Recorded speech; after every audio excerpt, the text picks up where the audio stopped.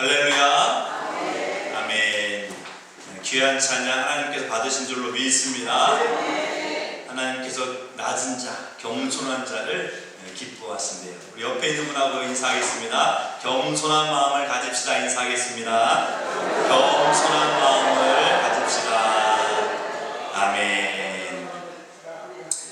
자, 오늘은 에스겔 9장의 말씀을 가지고 이마에 표를 받은 자라는 제목으로 함께 하나님 말씀을 나누겠습니다. 요즘 새벽에 에스겔 말씀을 나누고 있습니다. 에스겔 말씀은 좀 묵시적인 성격이 있어서 이게 현실보다 이제 환상을 통해서 일하시는 말씀하시는 장면들이 많이 나와서 이해하기가 쉽지는 않습니다. 그래도 하루하루 한 장씩 읽어가는 은혜가 큰 줄로 믿습니다. 잠 안 오시고 그러신 분은 새벽 일찍 일어나셔가지고 같이 말씀 듣고 기도하면 좋을 것 같습니다. 자, 에스겔은 남유다가 망하기 전 망하기 11년 전에 먼저 포로로 끌려갔던 사람 중에 한 명입니다. 2차 바벨론 포로로 끌려갔던 사람. 포로는 아무나 끌려가지 않죠. 고위직, 귀족, 왕족들만 끌려가게 됐는데 에스겔은 제사장 부시라는 제사장의 아들, 즉 에스겔도 이제 제사장이 돼야 될 그러한 사람이죠. 그래서 BC 597년에 끌려갔는데 5년이 지난 자꾸 천이 나오네. 네, 습관돼서 BC 593년 그때 이제 하나님께서 이제 에스겔을 선지자로 부르게 되죠. 그때 나이가 이제 30살이 되게 됩니다. 자, 하지만 에스겔은 지금 어디에 있는 거예요? 바벨론에 끌려와 있는 거예요. 아직 남유다는 망하기 전입니다. 왜요? 몇 년도에 망했죠? BC 586에 망했기 때문에 아직 망하기 한 7년 전 그쯤 되는 거죠. 그런데 이제 하나님께서 에스겔을 통해서 이 유다 예루살렘이 얼마나 부패했는지 그 땅이 이제 하나님의 심판을 받을 수밖에 없다는 것을 이제 눈에 보이게 확인시켜주고 이제 그 땅이 망할 것에 대해서 심판할 것에 대해서 이제 전하는 말씀.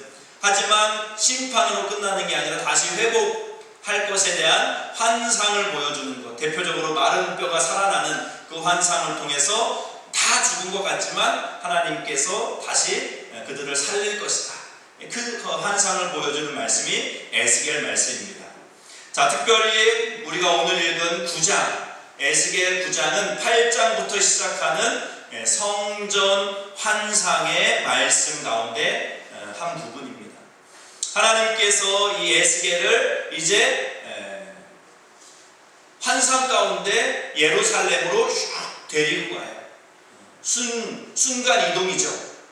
그래서 이제 그 성전이 얼마나 부패했는지, 얼마나 거룩해야 될 장소가 우상 숭배로 더러워졌는지를 보여주며 내가 이 땅을, 이 성전을, 이 예루살렘을 내가 심판하겠다라는 것을 보여주고 있다는 것이죠. 자, 어떤 사람들은 이야기합니다. 이 땅이 무슨 하나님이 이 땅을 심판하겠어? 예수님이 2000년도 지나서도 아직 안 왔는데 예수님이 다시 오시긴 하실까? 까먹은 거 아니야? 무슨 끝이 온다 그래? 무슨 이 땅에 종말이 온다 그래? 하면서 그것을 외면하고 거부하고 또 절대로 이 땅 가운데 종말이 오지 않을 것 같이 그렇게 말하고 행동하는 사람들이 의외로 많이 있습니다. 교회 안에도 많이 있어요. 자, 이러한 모습이 어떻게 드러나냐면 죄가 죄인지 모르고 죄를 그냥 범하는 거예요. 다음에 회개하면 되지. 그렇게 하면서 우리가 죄를 짓는 것을 당연시 생각하고 또 하나님 앞에 회개하는 것을 자꾸 미루는 거죠. 다음 다음에 월말에 몰아서 회개해야지. 연말에 회개해야지. 그러면서 이제 하나님 앞에 늘 그렇게 죄악된 삶을 살아가고 있다는 것이죠. 자, 오늘 에스겔을 통해서 이 성전 안이, 거룩해야 될 성전 안이, 거룩해야 될 교회 안이 어떻게 타락하고 있는지를 보여주며 이 땅을 내가 심판할 것을 말씀해 주고 있습니다. 에스겔을 성전으로 데려가서 이제 보여주는 거죠. 성전 안에서 지금 어떠한 가증한 일이 벌어지고 있는지 총 4단계를 통해서 보여줍니다. 그러니까 가증한 모습이 한두 개가 아니라는 거예요. 4가지씩이나 거기서 아주 가증스러운 모습이 벌어지는 것을 보여주면서 내가 이 땅을 심판할 것에 대해서 말씀하고 있습니다. 자, 우리가 첫 번째 알 수 있는 것은 바로 하나님은 죄를 관과하지 않으신다는 거예요. 하나님은 분명히 반드시 죄를 심판하시는 줄로 믿습니다. 자, 우리가 오늘 읽진 않았지만 8장에 보면 이 예루살렘 성전에서 가증한 일들이, 어떤 일들이 벌어지는지를 4단계를 거쳐서 보여주고 있습니다. 자, 먼저 첫 번째, 자, 에스겔 8장 5절 말씀에 보면, 자, 이제 성전으로 데려갔습니다. 에스겔에게 눈을 들어 북쪽을 바라봐라. 성전 북쪽을 바라봐라. 그쪽을 바라봤더니 뭐가 하나가 서 있습니다. 바로 우상이 서 있는 거죠. 하나님이 그토록 가증히 여기는 10계명에서 두 번째 계명, 우상을, 어떠한 형상의 우상도 만들지 말라 그랬는데 우상을 떡하니 성전에 세워놓고 그 우상을 절하면서 숭배하는 모습, 하나님이 그것을 이제 보여주며 질투한 우상이 있다라는 것을 보여주고 있습니다. 자, 우상이라는 것은 어떤 눈에 보이는 형상, 그 앞에 절하는 것만을 우리가 우상이라고 말할 수 없죠. 우상의 본질은 하나님보다 더 사랑하는 것, 하나님보다 더 의지하는 게 있다면 그것이 우상이 될 수 있다는 거예요. 요즘은 어떤 게 우상이죠? 우리가 돈을 더 많이 사랑하고 돈을 의지하고 있다면 우리 돈이 우상이 될 수밖에 없습니다. 또 우리 어떤 명예를 우리가 추구하고 있다면 어떤 수단 방법을 가리지 않고 그 명예를 가지려고 우리가 노력한다면 그것이 바로 우리가 삼는 우상의 일부가 될 수 있겠죠. 또 요즘은 자녀들이 우상이 될 때가 많잖아요. 그렇죠? 자녀가 뭐라고 하면 껌뻑 죽잖아요. 그렇죠? 학교에서도 아이들을 터치할 수가 없습니다. 더 이상 아이들이 갑이 됐어요. 선생님은 그냥 아이들 눈치만 보는, 교권이 완전히 이제 떨어진, 아이들이 어디 가나 갑인, 아이들의 눈치를 봐야 되는 그러한 자녀가 이제 어느 순간 우리의 우상이 되어버렸죠. 자, 바로 예루살렘 성의 그 우상의 모습을 보면서 하나님께서 이제 지적하고 있는 것을 보게 됩니다. 자, 두 번째로는, 자, 에스겔 8장 7절 8절에 보니까 이제 또 하나님의 에스겔을 이끌고 뜰 문으로 나가더니 보니까 담에 구멍이 뚫려 있습니다. 그래서 하나님께서 그 담을 헐어라 말씀하세요. 그래서 담을 헐었더니 담이 헐어지면서 그 안에 또 다른 문이 나오게 되는 것을 보게 돼요.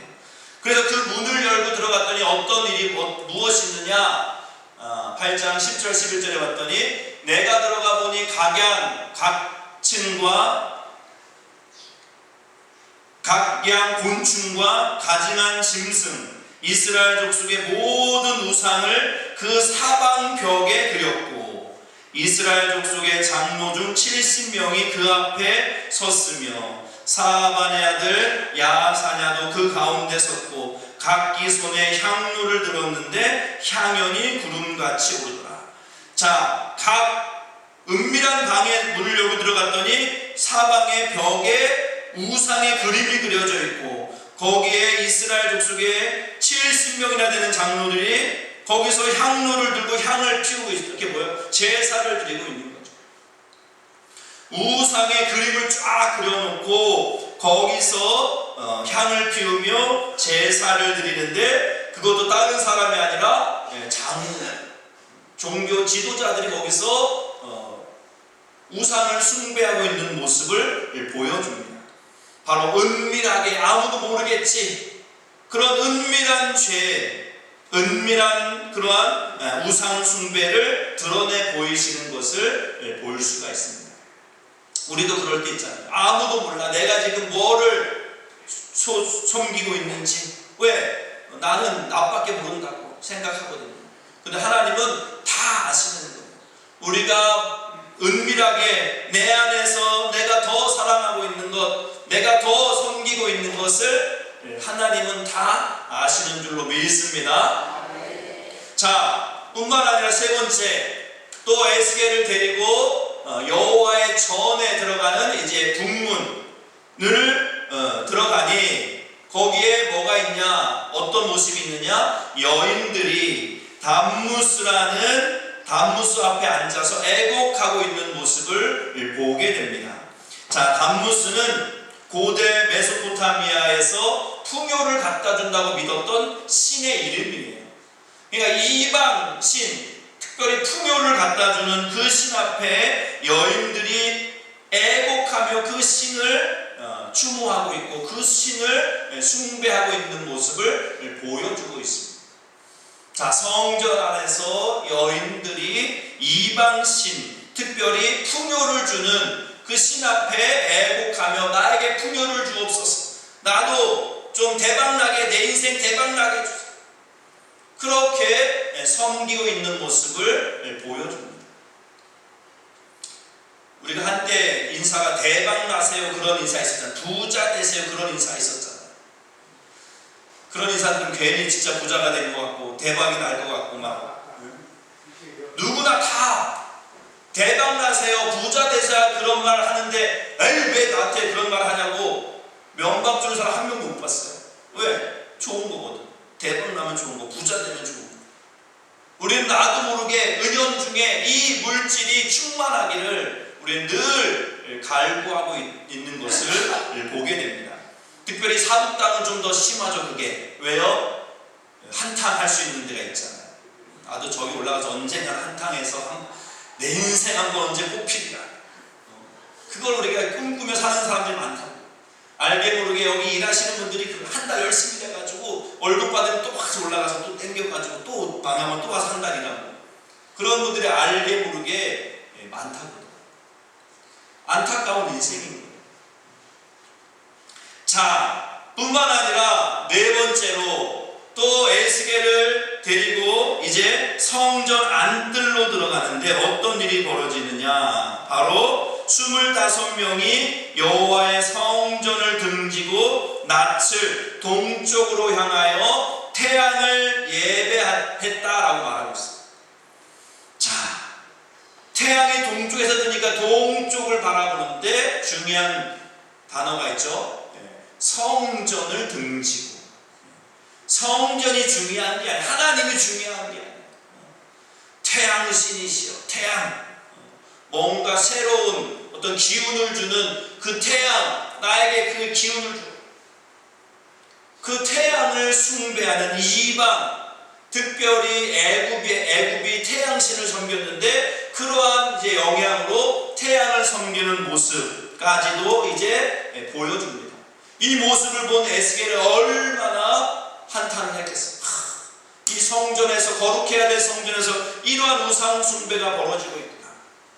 자, 그러니 하나님이 이 땅을, 이 유다를 심판하지 않을 수 없는 거죠. 자, 하나님께서 이제 심판을 내리십니다. 6명의 심판자를 부르시죠. 자, 6명의 심판자를 호명합니다. 부릅니다. 이제 이 땅을 내가 심판할 것을 미리 보여주시는 거예요.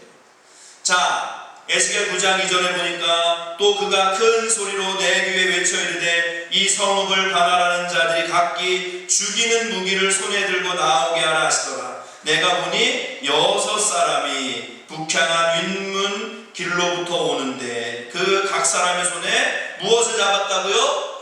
예, 죽이는 무기를 들었어요. 이제 이 6명이 이제 이 예루살렘, 이 유다를 다 심판할 그러한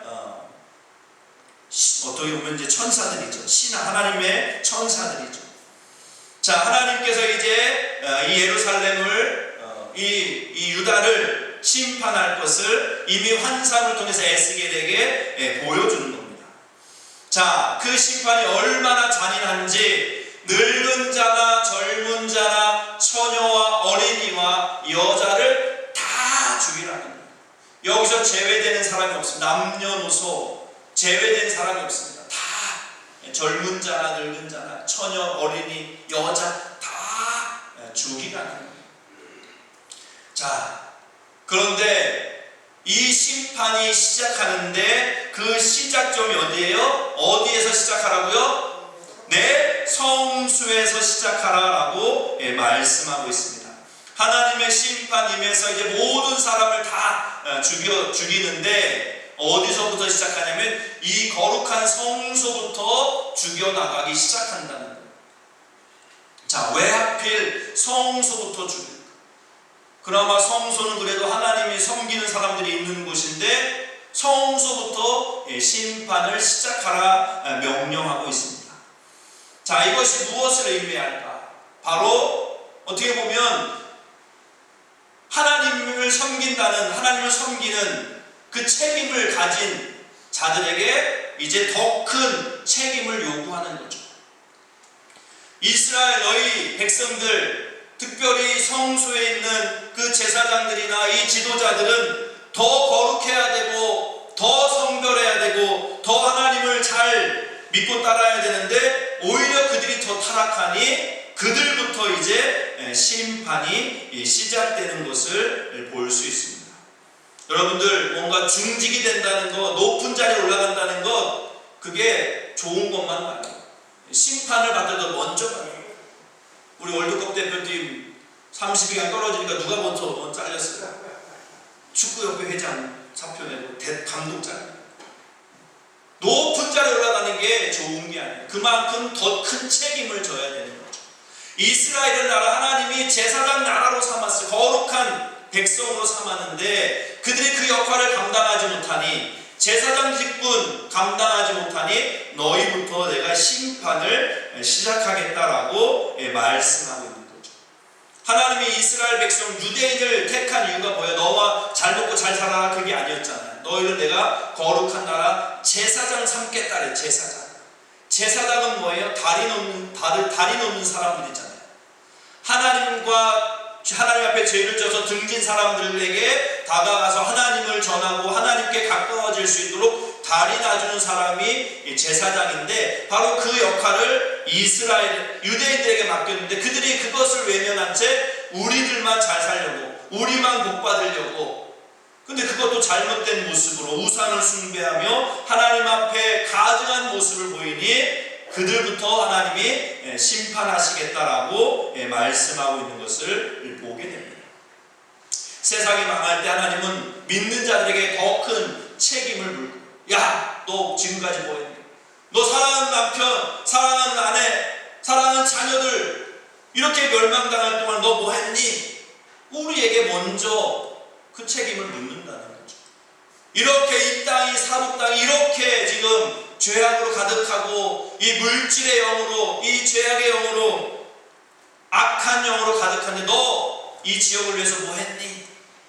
우리 교회에도 하나님이 그걸 물으실 수 있는 거예요. 그래서 우리는 이 만배추 사역을 놓칠 수가 없는 거예요. 하나님 앞에 큰 책임을 물고, 하나님 우리가 그래도 이걸 했습니다. 뭔가 좀 이렇게 하나님을 어필할 수 있는 게 있어야 되잖아요. 바라기는 저와 여러분들, 우리를 먼저 구원하신 이유, 우리가 먼저 은혜 받게 하신 이유 분명히 있는 줄로 우리가 알고 깨닫고 정말 주신 사명을 잘 감당해야 될 줄로 믿습니다. 네. 자, 심판이 임하는데 건드리지 말라는 사람이 있습니다. 이 죽음의 신들에게 너희가 다 성소부터 사람을 다 죽이지만 건드리면 안 될 사람이 있다는 거예요. 우리 6절 말씀 같이 공독합니다. 젊은 자와 처녀와 어린이와 여자를 다 죽이되 이마에 표 있는 자에게는 가까이 하지 말라. 아멘. 자, 누구에 가까이 하지 말라고요? 어디에 표 있는 자? 이마에 표 있는 자. 옆에 있는 분 한번 보세요. 이마에 표가 있나 없나? 여드름은 있는데 다른 표시는 없는 것 같은데. 이마에 표가 있는 사람은 절대로 건드리지 말래요. 자, 여러분 성경책 보시면 이마에 표라고 써 있는데 거기 숫자 1이 돼 있거나 2가 돼 있거나 써 있을 거예요. 그 밑에 보면 주석을 보니까 히브리어 문자 타우를 가리킴이라고 혹시 써 있나요? 제 성경만 써 있나요? 안 써 있어요? 써 있어요? 제 성경만 좋은 성경인가? 타우라는 글자를 말한다 라고 써 있습니다. 자, 하나님이 심판하시는데 그 이마에 표 있는 자는 죽이지 말라 그렇게 말씀하세요. 자, 그런데 그 이마에 표를 하는 주체가 있잖아요. 누가 표를 한다 봤더니, 자, 그 6명의 심판자들과 함께 누가 왔냐면 베옷을 입고 서기관의 먹그릇을 찬 사람이 함께 왔던 것을 보게 돼요. 그래서 하나님이 그 베옷을 입은 자에게 너는 가서 표를 하래. 이마에 표를 하래. 어떤 사람에게 이마에 표를 하냐고 봤더니 모든 가증한 일로 말미암아 탄식하며 우는 자의 이마에 표를 하래. 어떤 자에게요? 가증한 일로 말미암아 탄식하며 우는 자의 이마에 표시를 하래. 자, 이 예루살렘 성전에서 이러한 가증한 일이 벌어지고 이스라엘 백성들이 죄로 여기지 않고 우상 숭배를 죄로 여기지 않고 그렇게 가증한 일을 행하는 모습을 보면서 탄식하며 우는 자. 저러면 안 되는데, 저 하나님이 기뻐하지 않는데, 탄식하며 우는 자가 있다면 그 자에게는 이마에 표시를 해주라. 그렇게 말씀하시고 그 표시가 되어 있는 자는 절대로 건드리지 말라. 그렇게 말씀하고 있는 것을 보게 됩니다. 자, 이 가는 베옷을 입은 이 먹그릇을 찬 사람은 누굴까? 성경학자들은 다니엘 10장 5절에도 비슷한 말씀이 나와요. 그때에도 내가 눈을 들어 바라본 중 한 사람이 세마포 옷을 입었는데, 세마포 옷을 입은 사람입니다. 이 에스겔의 이 세마포 베옷을 입은 자나 다니엘 10장의 이 세마포 옷을 입은 자는 동일한 사람인데 바로 성육신 전에 예수 그리스도. 그러니까 예수님이 이 땅에 오시기 전에 예수님을 하나님께서 구원자로 부르시는 그러한 모습, 바로 그가 돌아다니면서 죄악을 슬퍼하며 우는 자들에게 표를 하고 그러한 자는 살림을 받는 그러한 은혜를 입겠다라고 말씀하고 있습니다. 자, 이 히브리어 타우가 어떤 글자냐? 자, 보면, 자, 히브리어 타우는, 자, 왼쪽에서부터 보면 저게 알파와 오메가. 여러분들 나는 알파와 오메가 이런 말 들어보셨죠? 처음과 마지막. 저거 알파와 오메가는 히브리어입니다. 헬라어. 알파 오메가가 처음 단어고 마지막 알파벳인데, 히브리어의 처음과 마지막은 알레프와 타부가 처음과 마지막이에요. 자, 알레프와 타부, 처음과 마지막, 처음과 마지막이 누가 되시죠? 예수님이시잖아요. 타부. 여기서 이마에 표를 하라는 게 히브리어 타우를 가리키는데, 바로 이 히브리어 타우, 더 오른쪽으로 가면 이제 고대 히브리어는 저렇게 생겼대요. 알레프가 저렇게 소 모양이고 얼굴이고, 그 다음에 타부가 저 십자가 모형이었다는 거죠. 자, 즉 죄악을 탄식하며 슬퍼하는 자에게 타우라는 글자를 새겨주라 했는데, 그것은 바로 십자가 모양이었고, 그것은 즉 예수 그리스도, 처음과 마지막 되시는 예수 그리스도의 형상인 줄로 믿습니다. 그래서 그 타부가 이마에 새겨진 자, 예수 그리스도 그 십자가가 이마에 새겨져 있는 사람은 절대로 건드리지 말고 그는 살려두라, 그렇게 말씀하고 있는 것을 보게 됩니다. 자, 예수님이 나는 알파와 오메가요 라고 말씀하셨죠. 히브리어로 하면 나는 알레프와 타브라. 바로 예수님이 바로 우리의 마지막 우리의 심판자며 구원자가 되시는데 그 타브라는 글자가 새겨져 있는 사람은 살게 될 것이다 라고 말씀하고 있습니다. 자, 이런 표식을 받은 자가 살아났던 성경의 역사가 몇 개 있습니다. 대표적으로 자, 저렇게 이제 세마포 입은 옷을 입은 자가 사람들에게 저 T자 십자가를 그려주면 저 사람은 살게 되는 거죠. 자, 이 표시를 해서 살았던 이야기들이 성경에 몇 군데 있는데 대표적으로 출애굽할 때 10번째 재앙이 끝나고 이제 출애굽했는데 그 10번째 재앙이 뭐였죠? 장자의 죽음이었죠. 그 애굽에 사는 모든 집안의 장자들이 다 하룻밤에 몰살당하잖아요. 그런데 장자가 죽지 않은 집안이 있습니다. 어떤 집안이었죠? 바로 어린 양의 피를 문인방과 좌우 문설주에 바른 집은 죽음의 신이 넘어갔다. 그래서 그거를 6월절 넘어갔다. 패스 오버했다 해서 6월절이라고 지키고 있잖아요. 바로 어린 양의 피가 문설주와 문인방에 있는 그 집은 넘어가서 살게 되는 그러한 은혜가 있었죠. 바로 6월절 어린 양의 피가 누구를 의미하는 거예요? 예수님의 십자가 보혈을 의미하는 줄로 믿습니다. 예수님의 십자가 피가 묻어있는 그 집은 하나님의 심판이 넘어간다는 거죠. 자, 계시록에도 마찬가지입니다. 계시록 7장에도 보면 우리가 우리 하나님의 종들의 이마에 인을 치기까지 땅이나 바다나 나무들을 해하지 말라 하더니 내가 인침받은 자의 수를 들으니 이스라엘 자손의 각 지파 중에서 인침받은 자가 몇 명이라고요? 14만 4천 명이다 라고 말하고 있어요.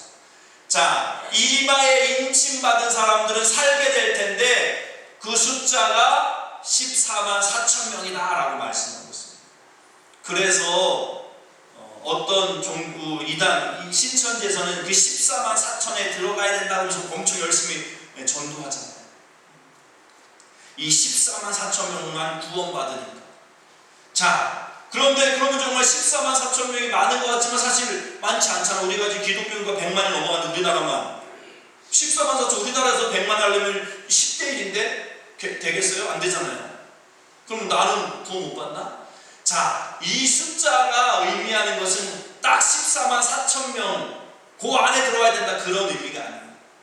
그러면요, 이 14만 4천은 어떻게 나온 숫자일까?